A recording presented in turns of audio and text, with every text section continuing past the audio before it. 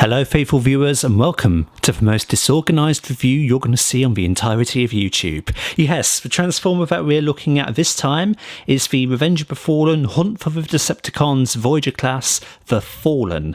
This is the second release of a figure of this character. You had the original mainline Fallen from the ROTF Voyager, you know, what's it, with the accurate movie colours but the non-accurate head, and then you got this version from the sister line Hunt for the Decepticons, not accurate colours but accurate sculpt. Before we look at the vehicle and the figure in greater detail, we're just going to move him to the side and just show off the Hunt for the Decepticons packaging. So this is the Voyager class box. It comes with a nice open window. He's packaged in robot mode. It says level 4 difficulty. It's really not really. He's actually quite simple, but there's just intricate little bits and bobs, some in terms of paneling, which you do need to keep an eye on. Vehicle mode render there. Hunt for the Decepticons, The Fallen, blah blah blah. This side, you've got art for highbrow there, also available. Come to the back. You don't have any bio, unfortunately, on this side, but it's on that side. But you've got command staff, Terra Ray face. Yeah, we'll get to that. And coming to this side, the Fallen knows he will be victorious in crushing Highbrow and Autobot Ratchet. Obviously not canon to the events of the films. Nice little render of the Fallen there, and that is more or less the box. Okay, so given that the Fallen never transformed in his film, they had to create some sort of vehicle mode. So this is what we've got. It is a Cybertronian jet of some sort. Yeah, I mean, it is what it is, isn't it? It's nothing spectacular. It's kind of lazy, but from the design that they have, the toy creators, again, they had to do something. So, you know, it's sort of reminiscent of a jet. You kind of got these excuses for wings going on here. Primary colour is not accurate to the film, so you've got this really nice royal purple going on, and then like a turquoisey blue as the secondary colour. But you've got a light blue filling out some of the extra details on the cockpit and on the wrists. And I don't know if it's meant to be a kind of callback to the All Spark Powers line, because this is the sort of thing that they did with their blue, just filling out the little crevices, making him thrum with power, I suppose. It's an odd colour choice for him, and I don't particularly know why they chose to do this. I suppose they could have taken more inspiration from Dreamwave if they wanted to in the original comic, make him really dark and really fiery, but then again, the original figure sort of did that, even if it was kind of like an off-green, if I remember. Anyway, I digress. Strange colour choice, but the overall mould is a lot better. So yeah, angular sort of jet, very, very weird. In terms of what becomes what, it is fairly obvious. Feet, arms, head, kind of visible head syndrome. It's the Megatron sort of thing where there's a panel just to kind of cover it. Coming to the underside, again, not a lot there. You've got landing gear in 3 places, but sure. Now, in terms of accessories, this is his staff. It's meant to just slot into that rectangular gap there. It's not a very sturdy fit. It falls at a strange angle, so if you try to put him down in vehicle mode, you are going to dislodge it. And let's just take a quick look at this before we transform him. Soft, kind of like a rubber thing going on here.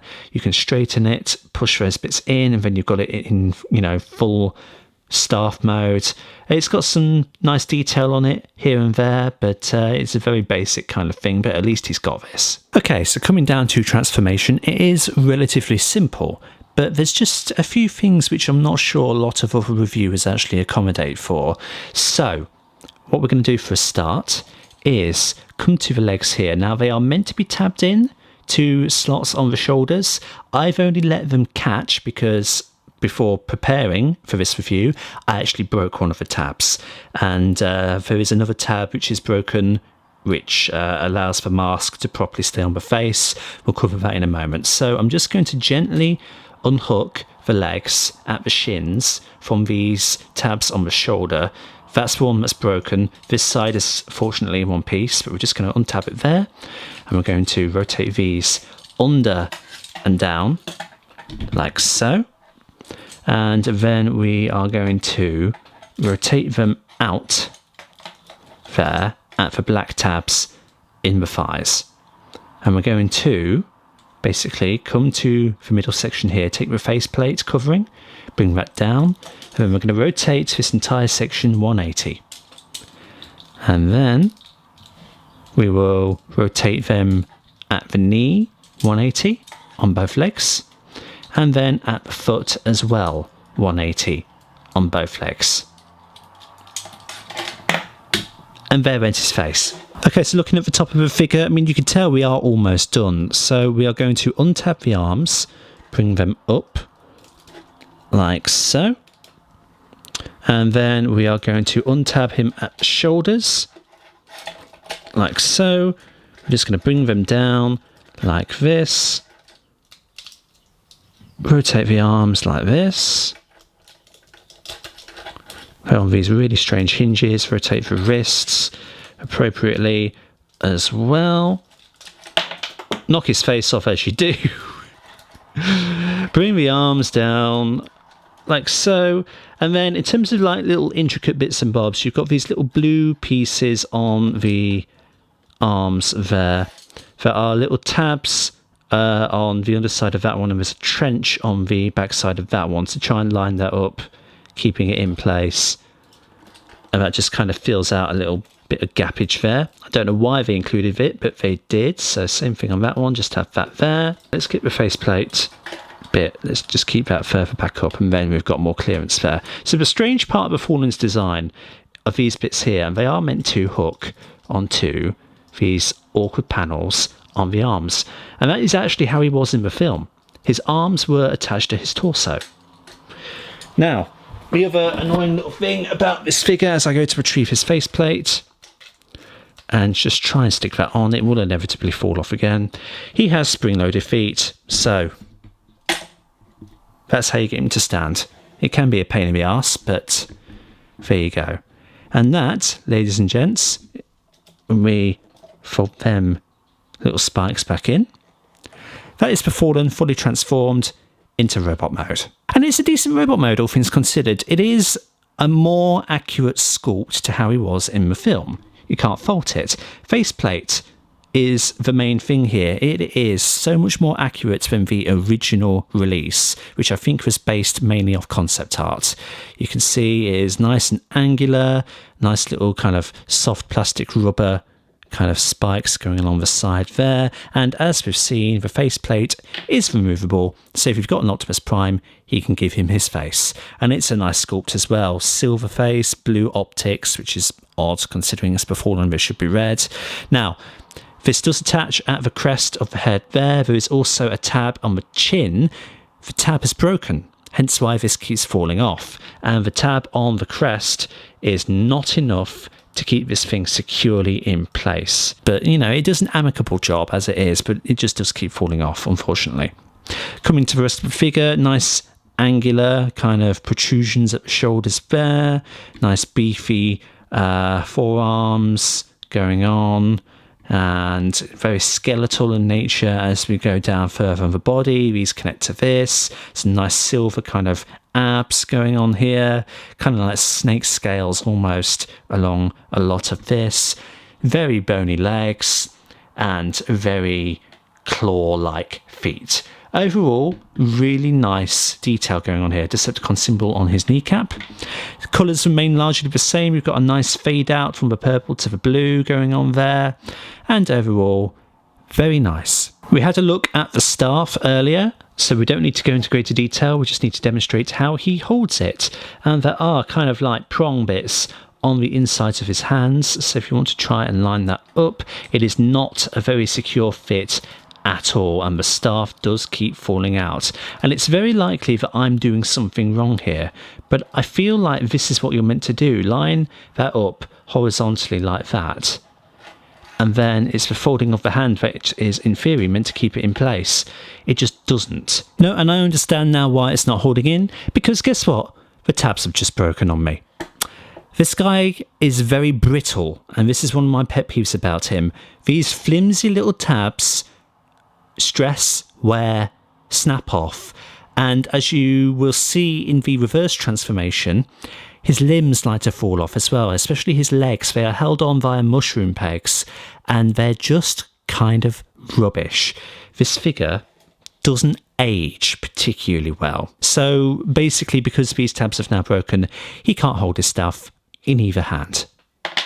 In terms of posability and articulation then, it is kind of compromised just because of the nature of the figure. At the head, you can look down like that, you can look up like that. There is a ball joint, so he's got a really strange 360 thing going on here. And of course, the faceplate likes to detach itself all the time. So that's fun.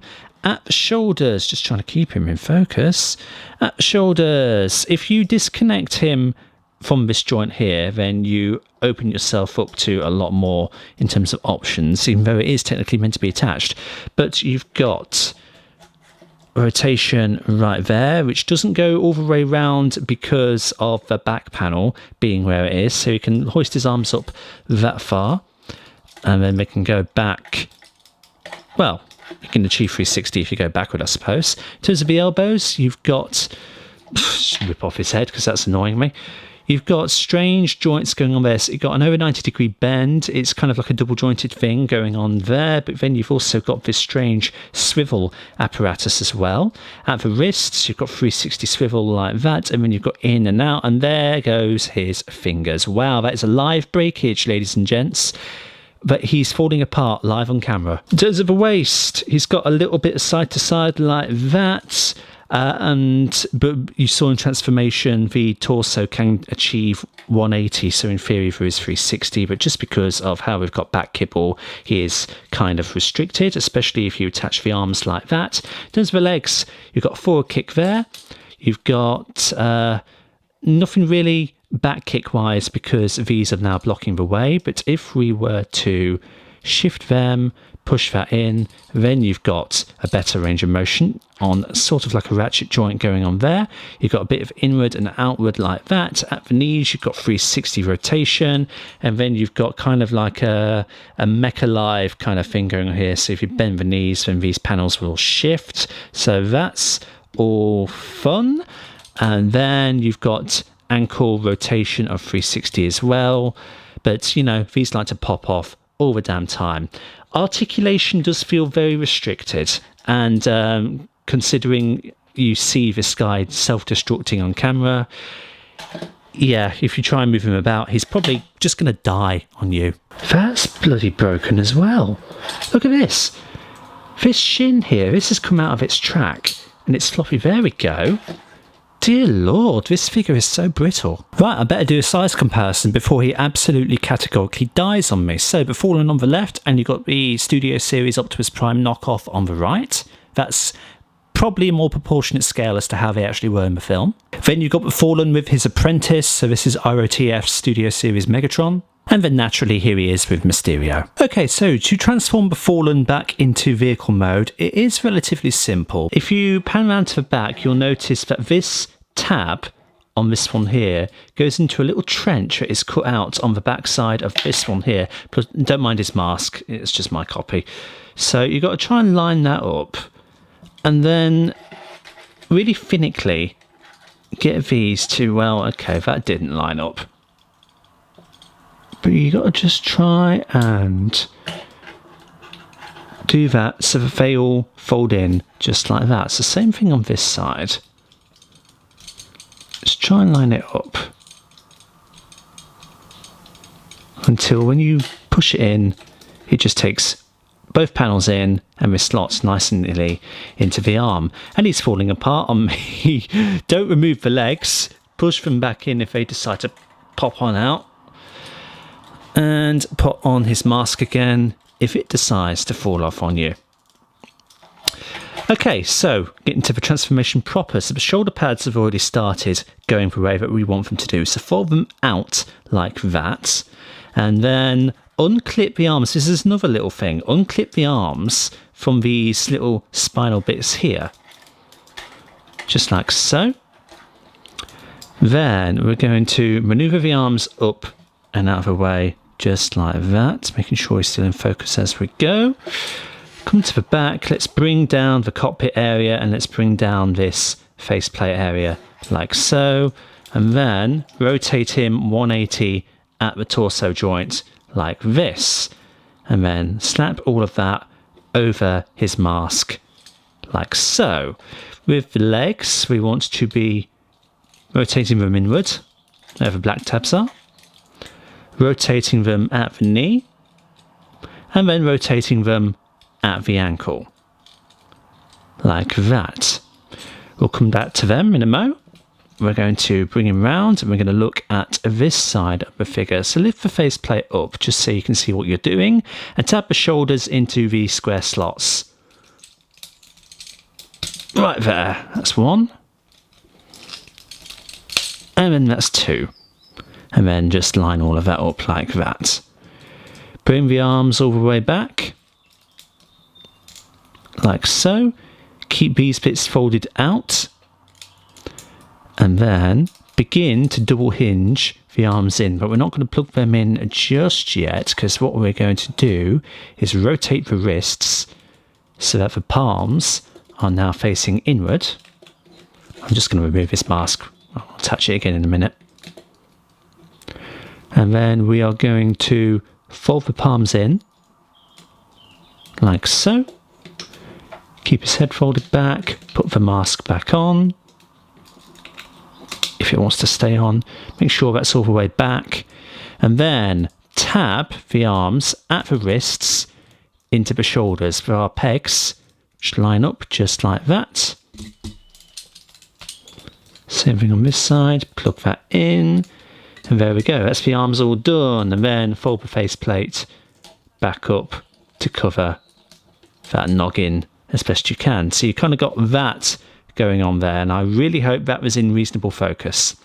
Now with the legs, we want to be rotating them under, like so.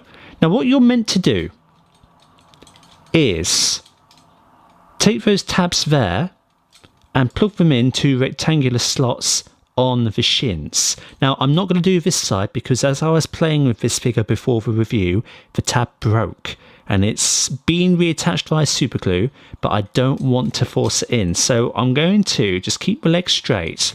I'm going to at least line up the tab with the slot.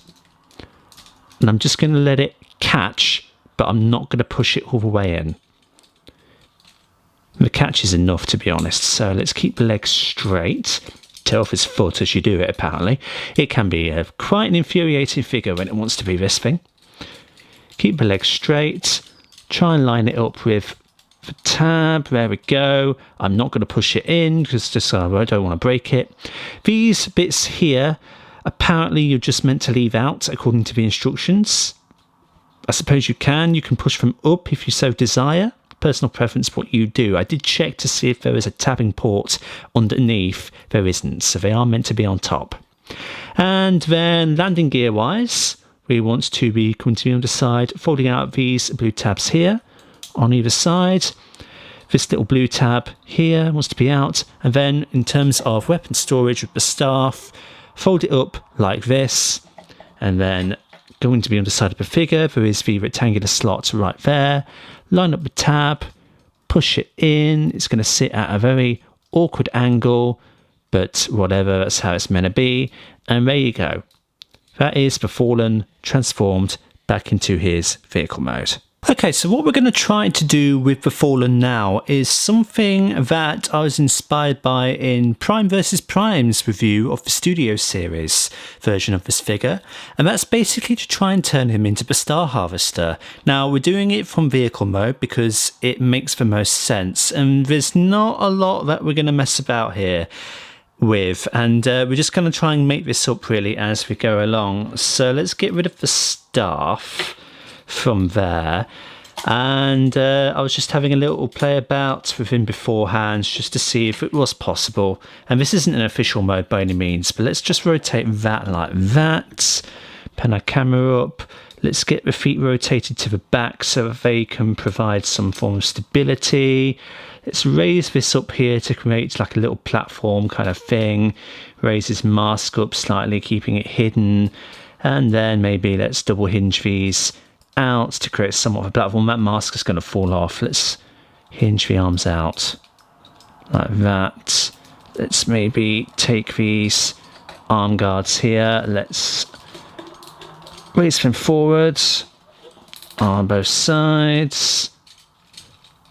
Just trying to create something of a stand. Try and plug that mask back in. But you kind of got something not too dissimilar to the custom mode that PvP came up with in his review. Like a discount star harvester thing going on there. Nothing really that you can do with the staff. I kind of, when I first tinkered with this, had it threaded through like under here.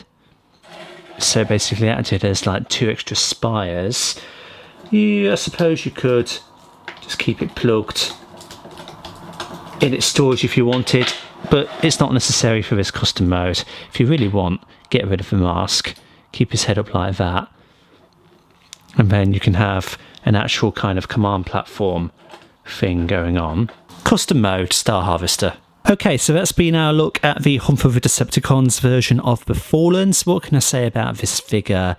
He's not aging very well, is he? There is a Studio Series version that has come out, which is a lot better. So my first recommendation to you would be get the Studio Series over this one. My second recommendation is get this one over the original version of The Fallen, because it is a more accurate sculpt and you do have the faceplate removal thing, which the original version did not have. But as you can see, the downsides of this figure is that he is possibly the most brittle figure I've ever had the misfortune to come across. His hand broke on camera. I mean, that's crazy. Before the review, I had another tab break on me. Many years ago, I had the tab holding the faceplate in place break.